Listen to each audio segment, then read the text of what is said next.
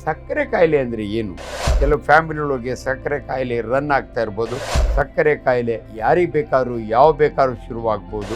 25 ವರ್ಷದ ಯುವಕ ನನ್ನ ಹತ್ರ ಬರ್ತಾನೆ, ರೀಸರ್ಚ್ ಮಾಡೋವಾಗೆ ಉರಿಯುತ್ತೆ ಡಾಕ್ಟ್ರೆ, ಮಾನೆಯ ಚರ್ಮ ಹಿಂದೆ ಹೋಗಲ್ಲ, ಕ್ರ್ಯಾಕ್ಸ್ ಬಂದಿದೆ ಅಂತ. ಸೊ ಇವೆಲ್ಲ ವಾರ್ನಿಂಗ್ ಸಿಂಪ್ಟಮ್ಸ್ ಅಂತೀವಿ. ಈ ಮಕ್ಕಳು ಇನ್ಸುಲಿನ್ ಇಲ್ದಿರ ಬದುಕಲಿಕ್ಕೆ ಸಾಧ್ಯವಿಲ್ಲ. ನಿಮ್ಮ ಕಾಲು ಗ್ಯಾಂಗ್ರೀನ್ ಆಗಿ ನಿಮ್ಮ ಕಾಲು ತೆಗೆಯೋರು ನಾವೇನೆ.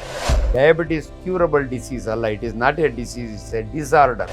4 ಟೀ ನೆನಪಿಡಿ ಅಂತ.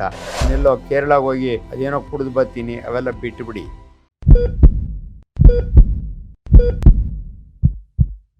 ಸಕ್ಕರೆ ಕಾಯಿಲೆ ಬಗ್ಗೆ ಮಾತಾಡ್ತಾ ಇದ್ದೀನಿ. ಮಧುಮೇಹ ಕಾಯಿಲೆ ಇದು ಯೂಶಲಿ ಫಿಸಿಷಿಯನ್ಸ್ ಅಥವಾ ನಿಮ್ಮ ಫ್ಯಾಮಿಲಿ ಡಾಕ್ಟರ್ ಟ್ರೀಟ್ ಮಾಡೋಂಥ ಕಾಯಿಲೆ. ನಾನು ಕೂಡ ಆ್ಯಸ್ ಎ ಸರ್ಜನ್ ತುಂಬ ಜನ ಡಯಾಬಿಟಿಸ್ ಕಾಂಪ್ಲಿಕೇಶನಿಂದ ನಮ್ಮ ಹತ್ರ ಬರ್ತಾರೆ. Best and simple example is gangrene. ನಿಮ್ಮ ಕಾಲು ಗ್ಯಾಂಗ್ರೀನ್ ಆಗಿ ನಿಮ್ಮ ಕಾಲು ತೆಗೆಯೋರು ನಾವೇನೆ, ಆಂಪುಟೇಷನ್ ಅಂತೀವಿ ನಾವು. ಈ ಸಕ್ಕರೆ ಕಾಯಿಲೆ ಅಂದರೆ ಏನು? ಮಧುಮೇಹ ಕಾಯಿಲೆ ಇದು ಈಗಿಂದಲ್ಲ, ಸುಶ್ರುತ ಮಹಾರಾಜರ ಕಾಲದಿಂದಲೂ ಕೂಡ ಸಕ್ಕರೆ ಕಾಯಿಲೆ ಇದೆ. ಆಯುರ್ವೇದದಲ್ಲೂ ಟ್ರೀಟ್ಮೆಂಟ್ ಇತ್ತು. ಇವತ್ತು ನಾವೆಲ್ಲ ಅಲೋಪತ್ಸ್ ಇದ್ದೀವಿ, ನಮ್ಮದೇ ಸಿಸ್ಟಮ್ ಬೇರೆ, ಅವ್ರದ್ದೇ ಹಂಗಂದರೆ ಏನು ಡಾಕ್ಟ್ರೇ? ನೋಡಿ, ನಿಮ್ಮ ಹೊಟ್ಟೆಯಲ್ಲಿ ಒಂದು ಆರ್ಗನ್ ಇದೆ. ನಿಮ್ಮ ಗೇಣುದ್ದ ಹೊಟ್ಟೆಯಲ್ಲಿ ದೇವರು ಏನೆಲ್ಲ ಇಟ್ಟಿದ್ದಾನಂದರೆ, ಲಿವರ್ ಇದೆ 1.5 kg, ಸ್ಪ್ಲೀನ್ ಇದೆ 250ರಿಂದ 305 ಗ್ರಾಮು, ಚಟ್ರ ಇದೆ, ಸಣ್ಣ ಕರಳು, ದೊಡ್ಡ ಕರಳು. ಅದರ ಹಿಂದೆಗಡೆ ಪ್ಯಾಂಕ್ರಿಯಾಸ್ ಅಂತ ಒಂದು ಗ್ಲ್ಯಾಂಡ್ ಇದೆ 150 ಗ್ರಾಮು. ಇದು ಪ್ಯಾಂಕ್ರಿಯಾಟಿಕ್ ಜ್ಯೂಸನ್ನು ಉತ್ಪತ್ತಿ ಮಾಡುತ್ತೆ. ನಾವು ತಿಂದ ಆಹಾರದಲ್ಲಿ ಕೊಬ್ಬಿನ ಅಂಶವನ್ನು ಜೀರ್ಣ ಮಾಡ್ಕೊಳ್ಬೇಕಾದ್ರೆ ಇದು ಬೇಕು. ಅದರ ಜೊತೆಗೆ ಐಲ್ಯಾಂಡ್ಸ್ ಆಫ್ ಲ್ಯಾಂಗರ್ಹ್ಯಾನ್ಸ್ ಅಂತ ಮೈಕ್ರೋಸ್ಕೋಪಿಕ್ ಸೆಲ್ಸ್ ಇದ್ದಾವೆ. ಅದರಲ್ಲಿ ಆಲ್ಫಾ ಸೆಲ್ಸ್ ಅಂತ ಇರುತ್ತೆ, ಬೀಟಾ ಸೆಲ್ಸ್ ಅಂತ ಇರುತ್ತೆ. ಈ ಬೀಟಾ ಸೆಲ್ಸ್ ಉತ್ಪತ್ತಿ ಮಾಡುವಂಥ ಇನ್ಸುಲಿನ್ ಅದು ಏನಾದರೂ ಕಡಿಮೆ ಆದರೆ ನಿಮಗೆ ಸಕ್ಕರೆ ಕಾಯಿಲೆ ಪ್ರಾರಂಭ ಆಗುತ್ತೆ. ಭಾಳ ಸಾರಿ ನಾನು 2 ಪದ ಯೂಸ್ ಮಾಡ್ತೀನಿ, ಕ್ವಾಲಿಟಿ ಆ್ಯಂಡ್ ಕ್ವಾಂಟಿಟಿ. ಕ್ವಾಂಟಿಟಿ ಕಡಿಮೆ ಆದರೆ ಹಂಗಾಗುತ್ತೆ. ಕ್ವಾಲಿಟಿ ಅಂದರೆ ಇನ್ಸುಲಿನ್ ರೆಸಿಸ್ಟೆನ್ಸ್ ಅಂತೀವಿ. ಯಾಕೆ ಕಡಿಮೆ ಆಗುತ್ತೆ? ಅನೇಕ ಕಾರಣಗಳು. ನಿಮಗೆ ಕಾಂಜೆನೈಟಲ್ ಇರ್ಬೋದು, ಕೆಲವು ಫ್ಯಾಮಿಲಿಗಳಿಗೆ ಸಕ್ಕರೆ ಕಾಯಿಲೆ ರನ್ ಆಗ್ತಾ ಇರ್ಬೋದು. ಇನ್ನು ಕೆಲವರಿಗೆ ಅಕ್ವೈರ್ಡ್ ಏನೋ ಒಂದು ವೈರಲ್ ಇನ್ಫೆಕ್ಷನ್ ಆಗುತ್ತೆ, ನಿಮ್ಮ ಪ್ಯಾಂಕ್ರಿಯಾಸು ಕೆಲಸ ಮಾಡೋದು ಕಡಿಮೆ ಮಾಡುತ್ತೆ, ಆಗ ಸಕ್ಕರೆ ಕಾಯಿಲೆ ಶುರುವಾಗುತ್ತೆ. ಭಾಳ ಸರಳವಾಗಿ ಹೇಳಬೇಕು ಅಂದರೆ, ಯಾರಿಗೆ ಸಕ್ಕರೆ ಕಾಯಿಲೆ ಶುರುವಾಗಿದೆ, ಯಾವ ವಯಸ್ಸಿನಲ್ಲಿ ಶುರುವಾಗುತ್ತೆ ಅಂದರೆ, ನೋಡಿ, ಸಕ್ಕರೆ ಕಾಯಿಲೆ ಶುರುವಾಗಿದೆ ಅಂತ ಗೊತ್ತಾಗೋದು 3 P ಅಂತೀವಿ ನಾವು. ಪಾಲಿಡಿಪ್ಸಿಯಾ, ಪಾಲಿಪೇಜಿಯಾ, ಪಾಲಿಯೂರಿಯಾ. ಪಾಲಿಪೇಜಿಯಾ ಅಂದರೆ ತುಂಬ ಹಸಿವೆ ಆಗುತ್ತೆ, ತಿನ್ನಬೇಕು ಅನಿಸುತ್ತೆ.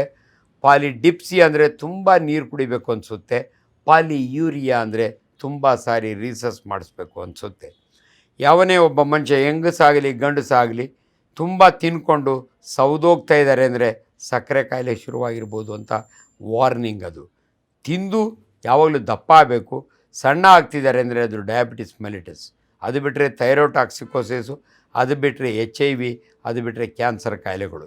ಅವು ಅಷ್ಟು ಸಾಮಾನ್ಯ ಅಲ್ಲ, ಇದು ಸರ್ವೇ ಸಾಮಾನ್ಯ. ನೋಡಿ, ಡಯಾಬಿಟಿಸ್ನಲ್ಲಿ 2 ವಿಧ, ಟೈಪ್ 1 ಆ್ಯಂಡ್ ಟೈಪ್ 2 ಅಂತೀವಿ. ನಿಮ್ಗೆ ಆಶ್ಚರ್ಯ ಆಗುತ್ತೆ, 7 ವರ್ಷದ ಮಗುಗೆ ಸಕ್ಕರೆ ಕಾಯಿಲೆ ಶುರುವಾಗಿದೆ ಅಂದರೆ ಅದು ಟೈಪ್ 1 ಡಯಾಬಿಟಿಸ್ ಅಂತೀವಿ ನಾವು. 40 ವರ್ಷ ಆದಮೇಲೆ ಟೈಪ್ 2. ಒಂದು ಆರ್ಬಿಟ್ರರಿ ಕಟ್ ಆಫ್ ಹೇಳ್ತಾ ಇದ್ದೀನಿ, ಯಾರಿಗೆ ಯಾವ ಬೇಕಾದ್ರೂ ಸ್ಟಾರ್ಟ್ ಆಗ್ಬೋದು. ಬಟ್ ಅನ್ಫಾರ್ಚುನೇಟ್ಲಿ ಮಕ್ಕಳಲ್ಲಿ ಸಕ್ಕರೆ ಕಾಯಿಲೆ ಶುರುವಾದರೆ ಅದು ಜುವೆನೈಲ್ ಡಯಾಬಿಟಿಕ್ ಅಂತೀವಿ ನಾವು. ಈ ಮಕ್ಕಳು ಇನ್ಸುಲಿನ್ ಇಲ್ದಿರ ಬದುಕಲಿಕ್ಕೆ ಸಾಧ್ಯವಿಲ್ಲ. ತುಂಬ ಜನ ಇನ್ಸುಲಿನ್ ಹಾಕ್ಬಿಡ್ತಾರೆ ಡಾಕ್ಟ್ರು ಅಂತ ಹೆದರ್ಕೋತೀರಿ. ಅನೇಕ ಜನರಿಗೆ ನಾವು ಏಕದಮ್ ಇನ್ಸುಲಿನ್ ಸ್ಟಾರ್ಟ್ ಮಾಡೋದಿಲ್ಲ. ನೋಡಿ, ಸಕ್ಕರೆ ಕಾಯಿಲೆ ಡಿಟೆಕ್ಟ್ ಮಾಡೋದು ಭಾಳ ಇಂಪಾರ್ಟೆಂಟು. ಸಿಂಪ್ಟಮ್ಸಿಂದ ನಮಗೆ ಗೊತ್ತಾಗುತ್ತೆ. ಅದಾದಮೇಲೆ ಇನ್ವೆಸ್ಟಿಗೇಷನ್. ಒಂದು ಸರಳ, ನಿಮ್ಮ ಬ್ಲಡ್ ಗ್ಲೂಕೋಸ್ ಚೆಕ್ ಮಾಡಿದರೆ 126 ಮಿಲಿಗ್ರಾಮ್ ಪರ್ ಡೆಸಿಲೀಟ್ರಿಗಿಂತಲೂ ಜಾಸ್ತಿ ಇದ್ದರೆ ನಿಮಗೆ ಸಕ್ಕರೆ ಕಾಯಿಲೆ ಶುರುವಾಗಿದೆ ಅಂತ. Fasting blood sugar, post prandial blood sugar and haemoglobin, HbA1c ಅಂತೀವಿ ನಾವು, ಗ್ಲೈಕಾಸಿಕೇಟೆಡ್ ಹಿಮೋಗ್ಲೋಬಿನ್. ಈ 3 ಟೆಸ್ಟ್ ಮಾಡಿದ್ರೆ ಸಾಕು, ನಿಮಗೆ ಸಕ್ಕರೆ ಕಾಯಿಲೆ ಇದೆಯಾ ಇಲ್ವಾ, ಏನು ಸಿವಿಯಾರಿಟಿ ಇದೆ, ಸಿವಿಯರ್ ಡಯಾಬಿಟಿಕ್ಕಾ ಅಥವಾ ಲೋ ಶುಗರಾ. ಲೋ ಶುಗರ್ನಾಗೆ ಇದಾಗೋದು, ಬಟ್ ಗ್ರೇಡ್ ಮಾಡ್ತೀವಿ ನಾವು. ಸೊ ಅದನ್ನು ನಾವು ಕಂಡುಹಿಡ್ಕೊಳ್ತೀವಿ. ಒಂದು ಸಾರಿ ಶುರುವಾಯಿತು ಅಂದರೆ ಯೂಶಲಿ ಭಾಳ ಜನಕ್ಕೆ ಭಯ, ಡ್ರಗ್ಸ್ ತೊಗೋಬೇಕಾ, ಲೈಫ್ ಲಾಂಗ್ ತೊಗೋಬೇಕಂತ. ಸಕ್ಕರೆ ಕಾಯಿಲೆ ಬಂದಿರೋರಿಗೆ 3 ಅಡ್ವೈಸ್ ಕೊಡ್ತೀವಿ ನಾವು. ಒಂದು ಡಯೆಟ್ಟು, ಒಂದು ಎಕ್ಸರ್ಸೈಸು, 3ನೇದು ಡ್ರಗ್ಸ್. ಡಯೆಟ್ ಅಂದರೆ ಏನು ಡಾಕ್ಟ್ರೆ? ಭಾಳ ಸಿಂಪಲ್ಲು. ಸಕ್ಕರೆ ಬೆಲ್ಲ ಜೇನುತುಪ್ಪವನ್ನು ಆದಷ್ಟು ಅವಾಯ್ಡ್ ಮಾಡಿ. ಭಾಳ ಜನಕ್ಕೆ ಅನ್ನ ತಿನ್ನಬಾರ್ದ ಡಾಕ್ಟ್ರೆ, ಅನ್ನ ಆಗಲಿ ಮುದ್ದೆ ಆಗಲಿ ಚಪಾತಿ ಆಗಲಿ ಅದು ಕ್ಯಾಲ್ರಿ ಫುಡ್ ಅಂತೀವಿ. ನಿಮಗೆ ಸರಳವಾಗಿ ಅರ್ಥ ಆಗಬೇಕು ಅಂದರೆ ನೀರಿಗೆ ಕ್ಯಾಲ್ರಿ ಇರಲ್ಲ, ಬೇರೆ ಎಲ್ಲದಕ್ಕೂ ಕ್ಯಾಲ್ರಿ ಇರುತ್ತೆ. ಸೊ ಕಡಿಮೆ ಕ್ಯಾಲ್ರಿ ಇರೋ ಅಂಥ ಆಹಾರಗಳು ಅಂದರೆ ಸೊಪ್ಪು ತರಕಾರಿಗಳು, ದಿನಕ್ಕೊಂದು ಹಣ್ಣು. ನಾನು ಭಾಳ ಜನ ಭಾಷಣ ಮಾಡೋವಾಗೆ ಪಬ್ಲಿಕ್ ಟಾಕ್ ಕೊಡೋವಾಗ ಜನಗಳಿಗೊಂದು ಮಾತು ಹೇಳ್ತೀನಿ, 4 ಟೀ ನೆನಪಿಡಿ ಅಂತ.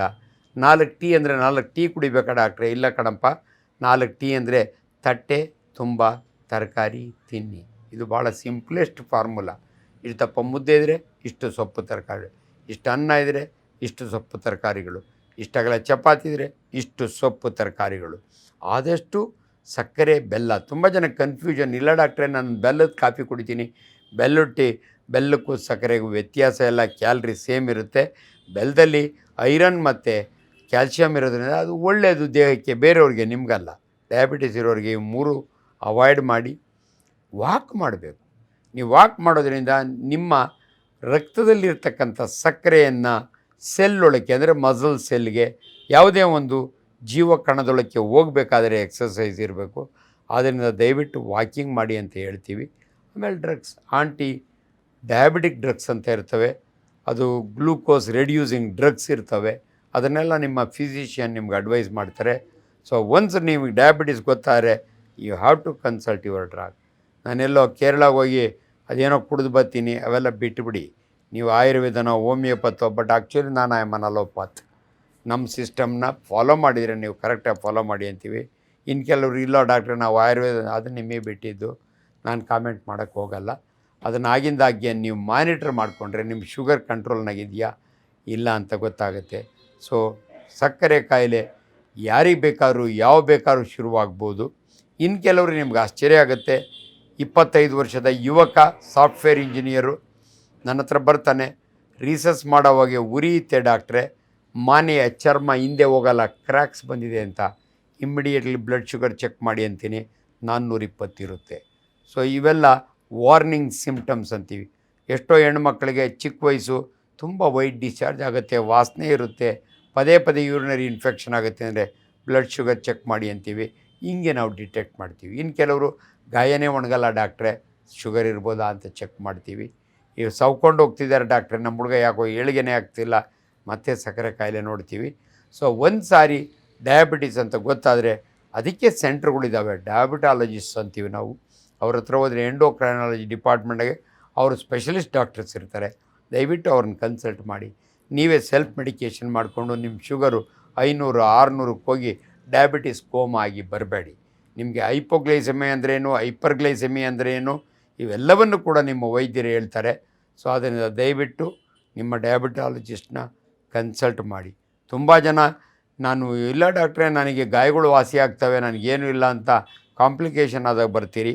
ದಯವಿಟ್ಟು ಅನುಮಾನ ಬಂದಾಗೆ ಒಂದು ಫಾಸ್ಟಿಂಗ್, ಒಂದು ಪೋಸ್ಟ್ ಪ್ರಾಂಡಿಯಲ್ ಬ್ಲಡ್ ಶುಗರ್, ಅದಕ್ಕಿಂತ ಇಂಪಾರ್ಟೆಂಟು ನಿಮ್ಮ ಕಳೆದ 3 ತಿಂಗಳ ಬ್ಲಡ್ ಶುಗರ್ ನಾರ್ಮಲ್ ಇದೆಯಾ ಇಲ್ಲ ಅಂತ ನೋಡಲಿಕ್ಕೆ ಗ್ಲೈಕಾಸಿಕೇಟೆಡ್ ಹಿಮೋಗ್ಲೋಬಿನ್ HbA1c ಅಂತ ಮಾಡ್ತೀವಿ. ದಯವಿಟ್ಟು ಚೆಕ್ ಮಾಡಿಸ್ಕೊಳ್ಳಿ.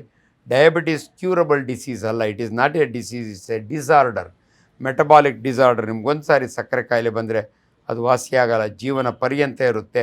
ಆದರೆ ಎಲ್ಲೋ ಒಂದು ಕಡೆ ವೈದ್ಯರ ಇನ್ಸ್ಟ್ರಕ್ಷನ್ಸ್ ಫಾಲೋ ಮಾಡಿದರೆ ನೀವು ಕಂಫರ್ಟಬಲ್ಲಾಗಿ ಹ್ಯಾಪಿಯಾಗಿ ಬದುಕ್ಬೋದು. ದೇವರು ಕೊಟ್ಟಷ್ಟು ಆಯುಸ್ಸು. 4 ಟಾರ್ಗೆಟ್ ಆರ್ಗನ್ ಇರ್ತವೆ, ಅದು ಟೈಪ್ 1 ಡಯಾಬಿಟಿಸ್ನೊಳಗೆ ಯಾವತ್ತೂ ಕೂಡ ಇಂಪಾರ್ಟೆಂಟು.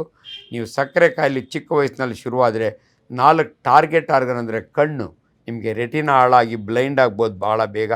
ಅದು ಬಿಟ್ಟರೆ ನಿಮ್ಮ ಕಿಡ್ನಿ ಸರಿಯಾಗಿ ಫಂಕ್ಷನ್ ಆಗದಿರ ನೀವು ಡಯಾಲಿಸಿಸ್ಗೆ ಹೋಗ್ಬೋದು. ಅದು ಬಿಟ್ಟರೆ ಹಾರ್ಟ್ ಅಟ್ಯಾಕ್ಸ್ ಆಗ್ಬೋದು. 4ನೇದು ಭಾಳ ಇಂಪಾರ್ಟೆಂಟು, ನಿಮ್ಮ ಕೈ ಕಾಲು ಉರಿ ಬರುತ್ತೆ, ಅದು ನ್ಯೂರೈಟಿಸ್ ಅಂತೀವಿ, ಪೆರಿಫರಲ್ ನ್ಯೂರೈಟಿಸ್.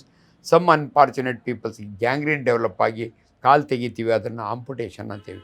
ಈ ಇಷ್ಟುವನ್ನು ನೀವು ಗಮನದಲ್ಲಿಟ್ಕೊಂಡು ದಯವಿಟ್ಟು ಇನ್ನು ಹೆಚ್ಚಿನ ವಿವರಗಳಿಗೆ ನೀವು ನಮ್ಮಂಥವ್ರನ್ನ ಕಾಡಿ, ನಿಮಗೆ ಕರೆಕ್ಟಾಗಿ ಟ್ರೀಟ್ಮೆಂಟ್ ಕೊಡ್ತೀವಿ. Thank you very much.